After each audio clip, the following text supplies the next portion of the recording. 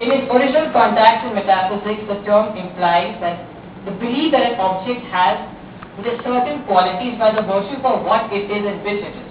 For example, the essence of a triangle is that it is a three-sided shape. In the case of identity politics, two claims stand out possibly essentially. The first is the understanding of the subject that characterizes a single axis of identity. To the extent that identity politics urges mobilization around a single axis, it will put pressure on the participants to identify that single axis as a defining feature, when in fact they may well understand themselves as integrated selves who cannot be represented so selectively and even reductively. The second form of essentialism is closely related to first. Generalization made about particular social groups in the context of identity politics may come to have a disciplinary function within the group, not just describing but also dictating the self-understanding that its members should have. Thus, the supposedly liberatory new identity may inhabit autonomy, as Anthony Appiah puts it, replacing one kind of tyranny with another. So, within some practices of identity politics, dominant subgroups may, in theory and practice, impose their vision of the group's identity onto all its members. Nicola Field describes, in 1991, people attending a bisexual conference were allowed to party at a London gay club on the condition that there would be no heterosexual behavior. The organizers spent that evening watching the dance floor nervously, hoping that none of the conference participants would disgrace themselves and snog with someone of the other sex. Butler wants to fight this tendency to impose norms of desire and gender upon others in a movement that emerged precisely to resist the policing of deviant desires. She is writing against, for example, the tendency in some feminist thought to attack gay sexualities that involve feminine drag. In Gender Trouble, Butler reclaims drag for feminists as a possibility of subverting gender performance.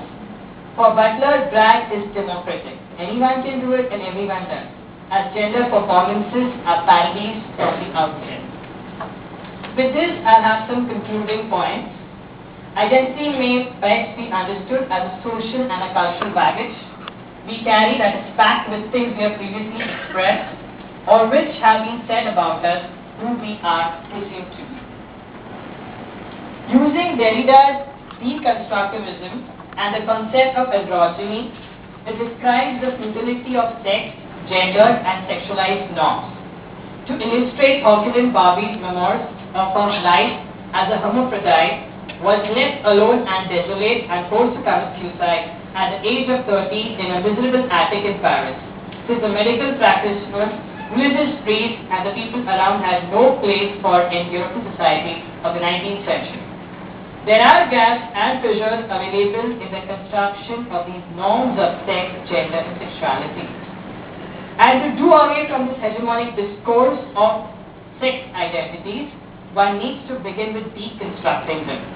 Rather, subversion is a way out of these repressive norms and values. As Rosemary Hennes said, we are here, we are queer, get used to it. So queer is conceived as an anti-identity. You are in if you want it to be. There is no way to define it because defining is limiting and constitutive. And it's not so simple that you can define a single axis of identity. The process of constituting results in categorization, and categorizing people further perpetuates identity politics. So identities are in a process, they're in flux.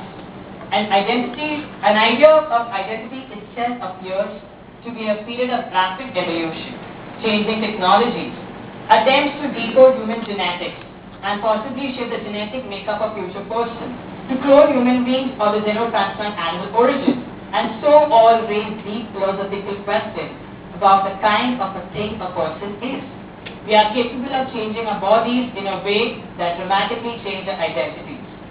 As more and more people from political alliances use disembodied communications technologies in the era of globalization and development, the kind of identities that matter seems to be in a process of shift and change.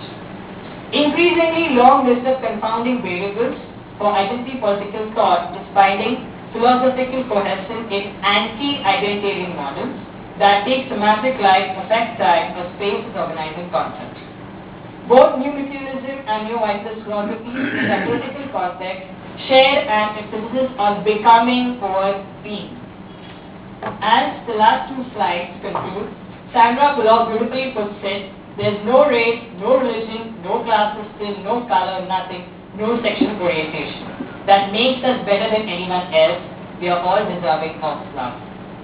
So the mass and shift of contradictions might be thought to make the end of era of identity politics related to sexuality. Lastly, I'll like to quote, the optimism in me wants to believe sexuality will eventually become like a handwriting. There's no right way or wrong way to do it. We are all weird differently. It's all worth noting that when you meet someone, you never bother to ask if he's right or left-handed. After all, does it really matter to anyone other than the person holding the pen? So to conclude, it is not simply the construction of the body that creates the self, but the destruction of the body on which new construction begins and is useful. With that, I'd like to end. Thank you very much.